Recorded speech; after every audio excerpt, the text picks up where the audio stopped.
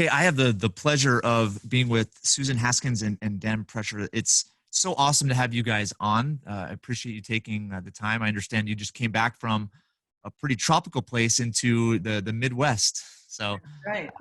I know you guys are, yeah, it's the, it's amazing because I'm assuming you guys are from Omaha, Nebraska. I'm born and raised in Omaha. Susan only raised her son here, so not from around here really. No, but enough years. I moved here when I was 21, so I guess I'm basically a Nebraskan by now. Nebraska. Hey, if Warren Buffett calls it home, That's right. Yeah, there's nothing wrong with that. Exactly. Well, cool. Well, I as far as your accolades and your history and what you've done, it's incredible that you've had this extensive career doing what you do and writing about what you write about. And I'm really excited to have this interview. So let's just start out with those rapid fire questions, just so we can kind of get an idea of who you guys are and what you're about. So the first one is, before your professional life, who was a role model to you, someone that you looked up to or inspired you? You take it. Before my professional life, well, I can tell you that, strong, independent women have always been my role models.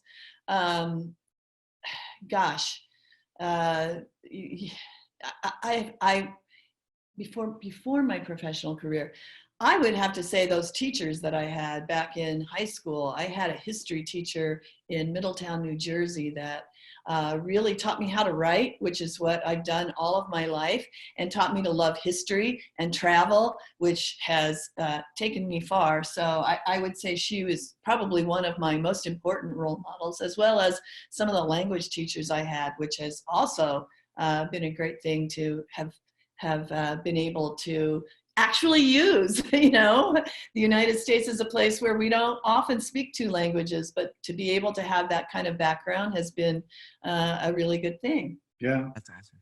and I guess for me it's probably Jimi Hendrix or Joe Paz, two guys who dedicated their lives to learning their instruments and took that field of knowledge as far as anybody has ever taken it.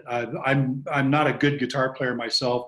I'm a barely passable musician, but those guys were masters. And I like the idea of mastery. I like the idea of dedication and mastery. And those guys mastered something really cool. Yeah, the principle of mastery, and especially seeing masters and experiencing masters, there's nothing like it. Yeah. All right, so second rapid fire. So what superhero, fiction or nonfiction, or icon in history do you most resonate with? Do you have a superhero? Well, my superhero right now is Ruth Bader Ginsburg, and I hope that she keeps going and keeps working, which it looks like she is going to keep working until the day she drops dead, which is probably what I will do too. So a living superhero for me. Yeah. And mine, historical and superhero and comic book, you name it, he's been it all, is probably the historical Buddha. I'm fascinated by his life. There's been a lot of work done lately to peel back those layers of religiosity that got layered onto his life. And his original life and original message is just compelling for me. And it informs everything. There's nothing that it doesn't apply to for me when I think about it. So that would be Gautama. All right, the third one. What charitable causes do you guys support? My favorite is an organization called Helping Kids in Ecuador. We lived in Ecuador for many years and got to participate in some of their fundraisers and hear them talk. And I've followed the work that they have done, and I will probably tear up when I talk about it because they are changing kids' lives, kids who cannot afford simple life-changing surgeries, eye surgeries, cleft lip and cleft palate surgeries that make a tremendous amount of difference. And these families can't afford it, and this organization is helping them pay for these surgeries. So that's my favorite charity. That's incredible. And yeah, I'm with her. The volunteer opportunities for expats who move abroad, we've lived in that society, that demographic, that milieu for almost 2 decades now. you can volunteer for anything, but volunteering on the ground where you're at to help the kids that live in that community, Or the elderly, or whatever. the elderly, just to help the community, there is no end to the opportunities to do that. So whatever helps a local community is. And I think it's amazing, just the idea of contribution and charity. There's giving money, but then there's actually the activity and the experience of it, which I think there's a stark contrast. Yeah, it takes organization, it takes time. Just money is not, that's fine, you know, they need money. But the time, the organization, the effort, Making it happen. cooperation, making it happen, that's the value of it, really. That's amazing. Okay, and then final one. If there was one attribute that you could impress on your kids, your grandkids, the world, this audience, what would that attribute be? Well, tolerance, first of all. You know, I think one of the things that we have seen in our travels is that we all want the same things. Everybody, no matter where you live, no matter what religion you are, you want your kids to be healthy, happy, and you want a safe place to live. So for me, to be tolerant of other people and to understand that similarity is probably the most important thing. The other thing that I've always impressed upon our kids is to be debt-free if you can, to not have credit card debt and all of that stuff, and just simply be a good person. Yeah. I would only add to that curiosity in the sense of ongoing curiosity. If you get to the point where you think you've got it all figured out and you're just running on your biases, you're missing most of what's going on in the world. And I think that's one of the great things about the expat lifestyle that we've been living. You have to be curious all the time to figure things out. Everything is kind of a challenge. Everything takes a little bit of out of the box thinking. And that keeps you young. It keeps you going all the time. If you figure you've got it all figured out and you're just resting on your laurels, you're done. You stop. Not going to go far. Yeah. It's amazing how complementary those two attributes are, right? Because tolerance, right, is really stepping back and trying to see another way of looking at things. Because there's only one way of looking at things. But curious is also the curiosity behind looking at something different can be a huge window to opportunity, to learning, to growth. It's amazing. Well, thank you guys for answering those questions. The reason why we ask them is really to give the topic at hand some context, where you guys are coming from. And I think this is going to be really really intriguing. So the reason why I wanted to have you guys on is because the international living has been around for about 40 years now, correct? Yeah, right, exactly 40 years. 40 years this year. And this is it's an opportunity because the tagline of your book, which is How to Live Well on $25,000 a year, right? And plus I know you have a new book, but that the idea though is really that there are lifestyles that people can live in their retirement. Okay, those years, right? They're actually possible. Okay, because if we look at just the typical retirement planning today, it's very inadequate for the lifestyle people want to live, and people are getting really stressed out about it. So the atypical way of approaching, the future, right? This is a perfect example of it. So would you guys speak to what your mission has been, what you've been trying to communicate to people for the better part of 41 years in regards to the opportunities that exist internationally for people to live out, golden years, or maybe even before. I mean, I know there's a lot going on with the millennial generation, even next generation, where they're going international, living international, and it's evolving too. But over the course of 40 years, I can imagine that your guys' experience being on the front lines has been motivating and inspiring, because I think it's more acceptable now than it was 40 years ago. Absolutely. And I think that's the biggest change. You're right. When international living started, the demographic was people who wanted to make fixed incomes go as far as possible. That was kind of the old style retirement. Got my pension, got my Social Security. I want to live the life I want to live. How do I make that fit my lifestyle requirements? And the answer was just to move to a place where things cost less and the weather is better. You skip the heating bills, you skip the air conditioning bills, you pay lower property tax, you may get free medical care with a national health service. It's kind of like lifestyle arbitrage. If you can suddenly move someplace where your cost of living is cut in half or more, it doubles the value of your resources. And for 40 years, that's kind of been the message. There are dozens and dozens of places around the world that are happy, healthy, safe places to live that cost less. That's not such a novel idea anymore. I mean, the internet has changed everything. You can talk to people in real time who are doing that in Panama City, Mexico City, in Belize, in Malaysia, France, Chiang Mai, you name it. There are people around the world who are doing exactly that. And we talk to them every day. We've been living that life. So that was the value proposition when we first started out. And now it applies to more people than ever. It applies to people with families. It applies to young singles. It applies to single females who are past retirement age but want to have the adventure that they always wanted to have. All of those people can find a benefit in that kind of lifestyle. So what have questions been like over the years in regards to that atypical way of thinking? Because I'm assuming some have been the same, but they've probably changed over the years. Like, what are those questions from your audience and readers like? The big question is often, is it safe? Yeah, I think that's the biggest concern. People always want to feel that they will be safe in the place that they live, as I alluded to earlier. And it's kind of human nature to be content with the devil you know. You know, even if statistically the place where you're living is not that safe compared to other places, you know it and you feel better. There's a comfort zone there.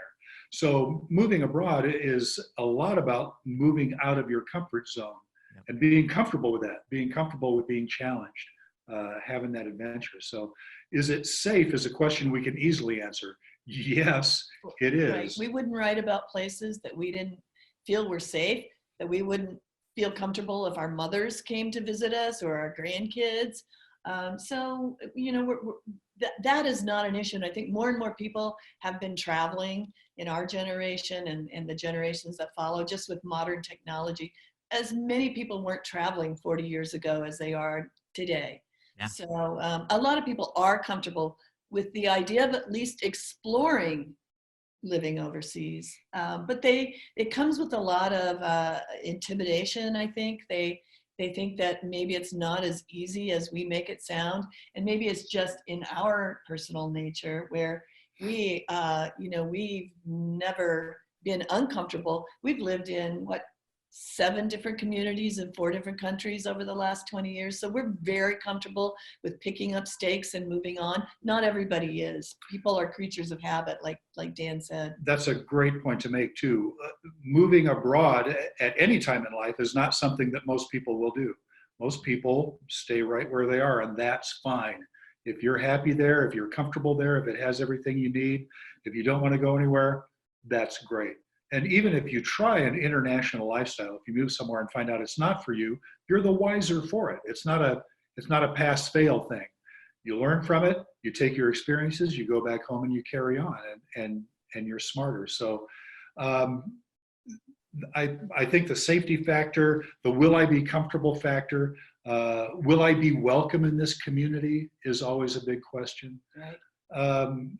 People want to know that they're going to be able to find their tribe of like-minded people, that there will be, that they won't feel lonely. That's one of the biggest, saddest things in the world right now is the lonely feeling that a lot of people have, especially when they retire right here in the United States. There's people are treated a little bit differently in many of these countries where we write about. The elderly are looked up to and revered for their life experiences. Wow. So being included in community events and having people put you at the front of the line in banks and hospitals, et cetera, is not something you're necessarily used to if you live in the US, but you are when you go overseas. And many of these places now have growing expat communities, and the expats who live in these places tend to be welcoming, gregarious people, and they welcome you in.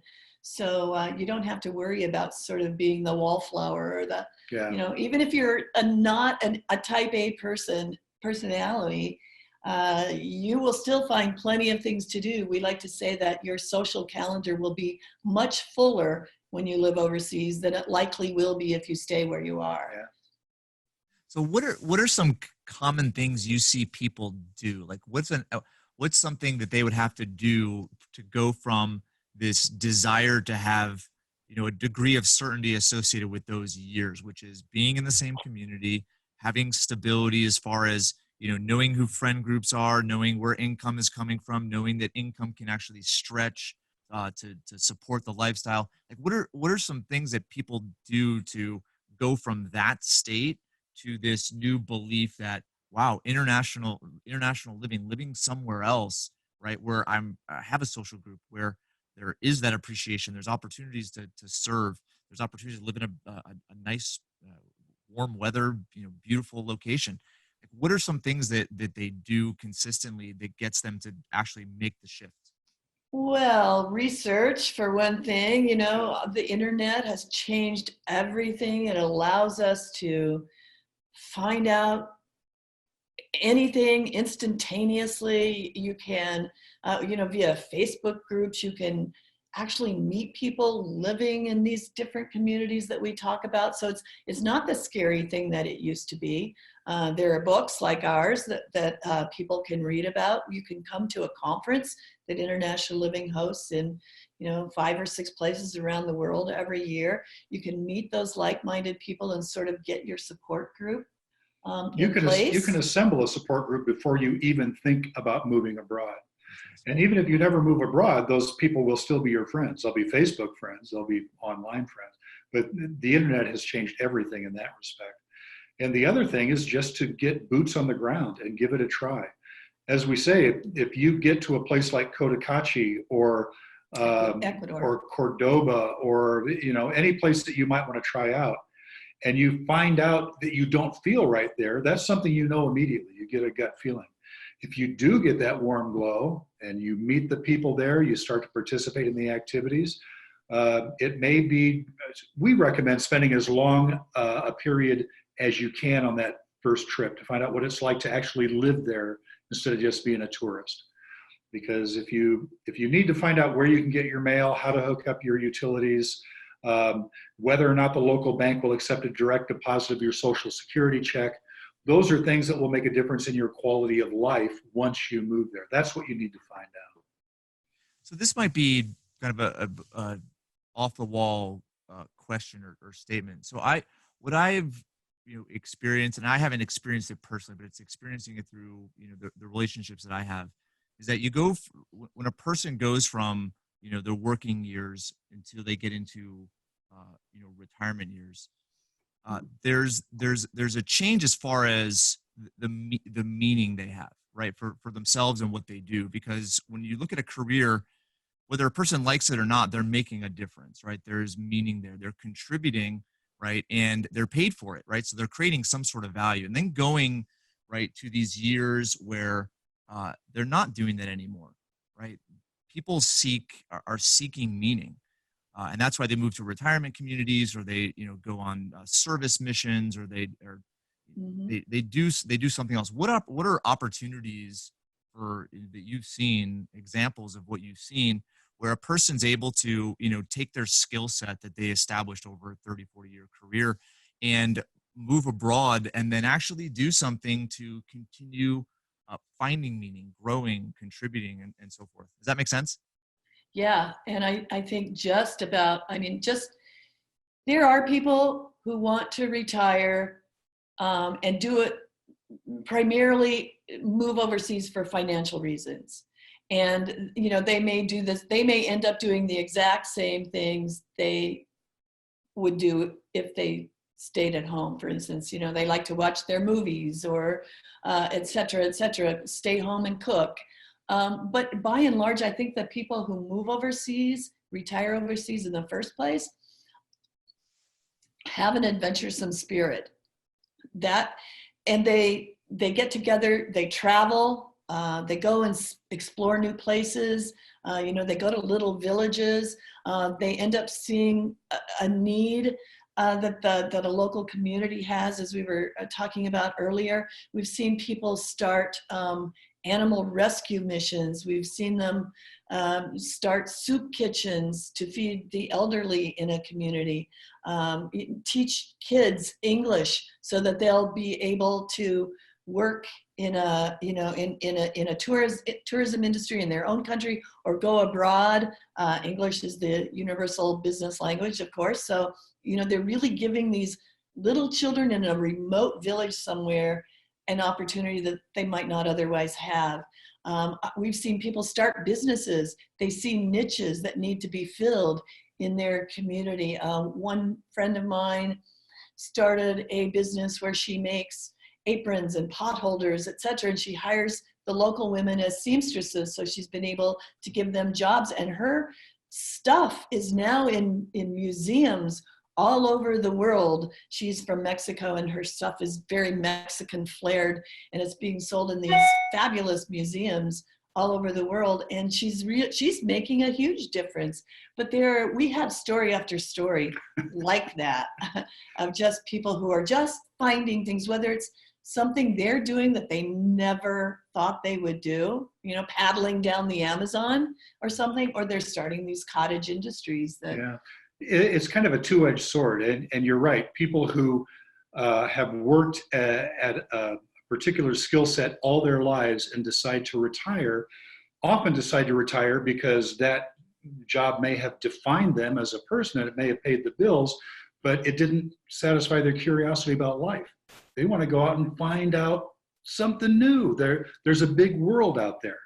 On the other hand, people may be so happy and so well defined by what they do that they take that job with them. And the internet has changed all of that. Mm-hmm. If you want to work from abroad, there's almost nothing you can't offer online if you have a valuable skill set that another person won't pay you for to get it. And you can do that from anywhere on the planet. There's an internet connection. Do you guys teach about that and talk about that in your publishing business?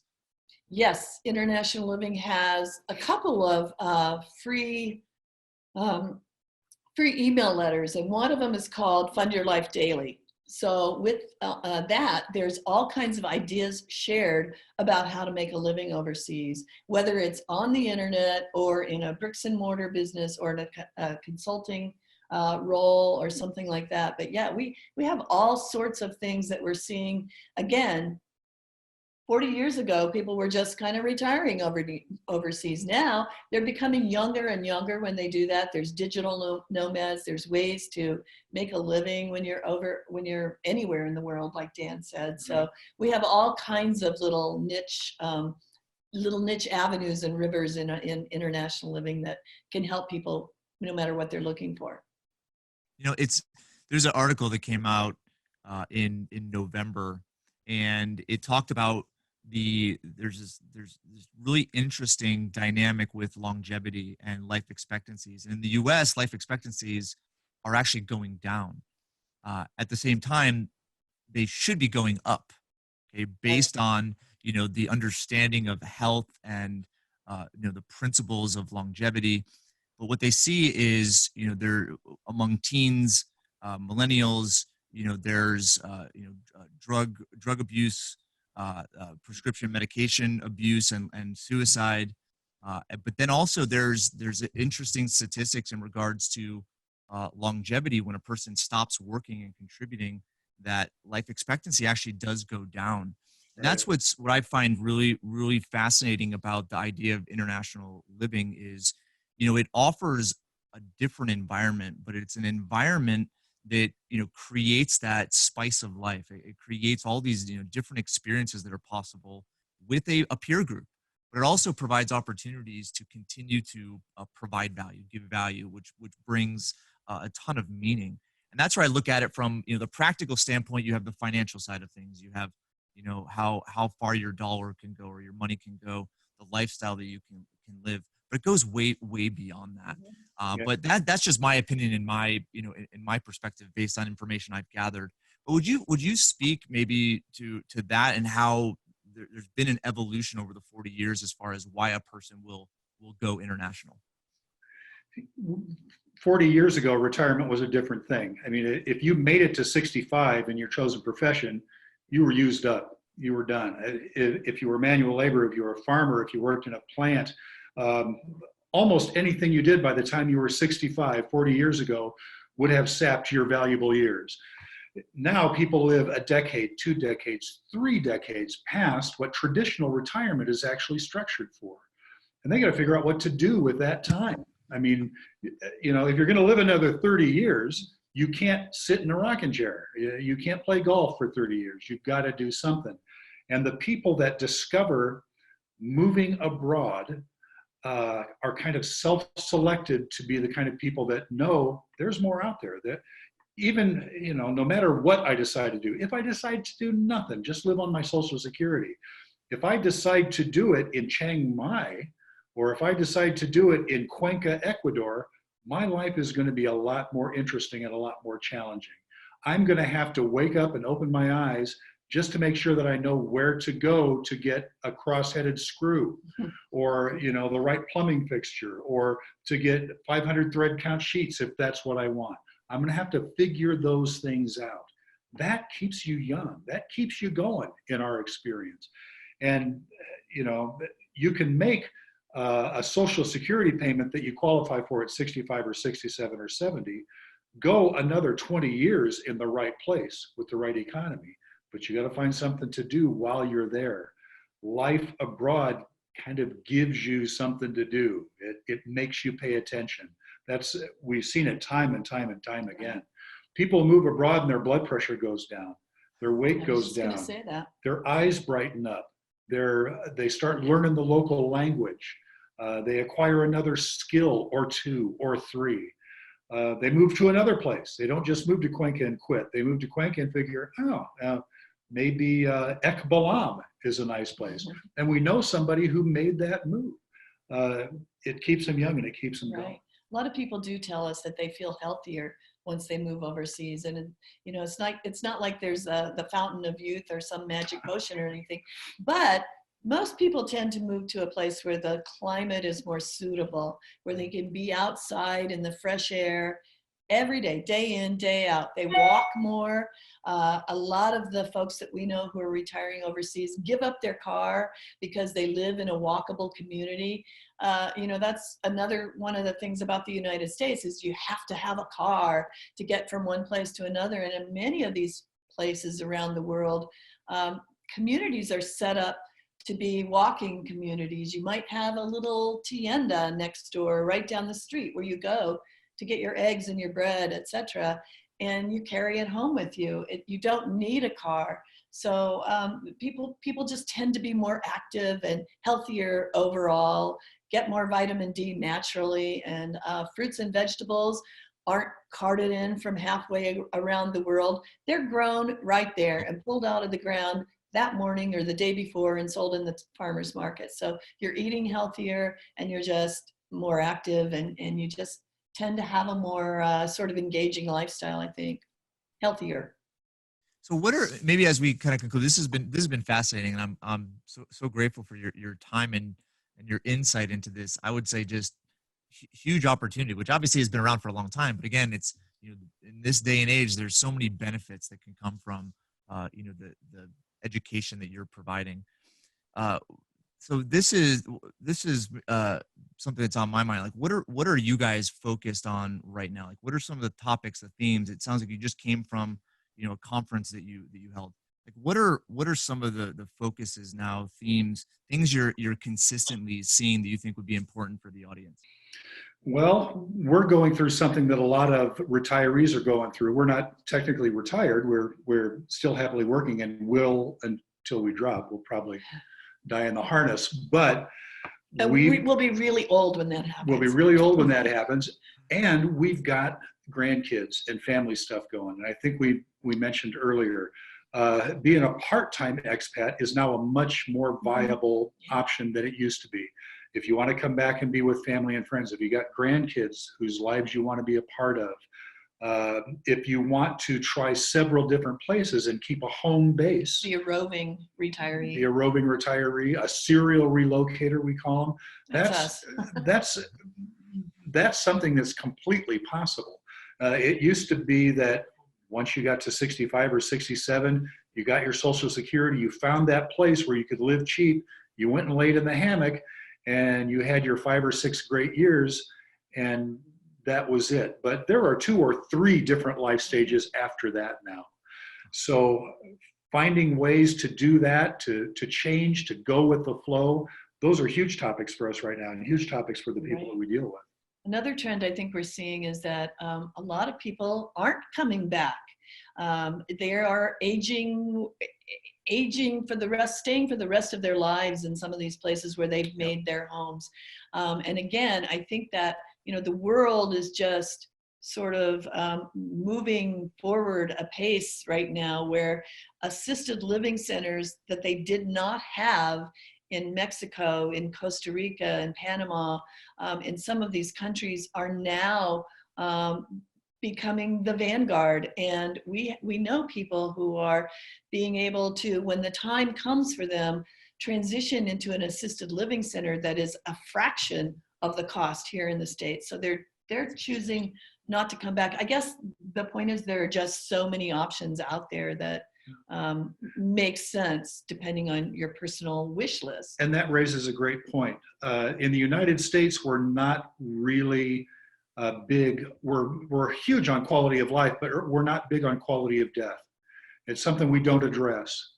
And there are expats living lives out there now who have thought ahead to the end of their own lives and how they want to do it and how they want to manage it. And it is more doable and more manageable in some of the countries that we've lived in than it is in the United States, no doubt. Yeah, I know that there are report after report that talk about just how much money is spent in the last just couple of months of a person's life just to hold on, right? But I look at, again, it's the experience of life and the meaning that comes from that is what I believe people are after, and that's where my wife is from Mexico, and we spend a lot of time down there. But we've also been privileged just to travel the world, and although I love where I live, I can appreciate it as different than other places, but I love other places too. And I just think that it's been interesting to see how much travel has changed over the course of 4 years. Because I didn't go anywhere. I mean, I went to the Outer Banks and the Poconos when I was growing up, driving. Right now, it's like people are used to going to Europe and to South America and to Mexico, and I look at retirement and how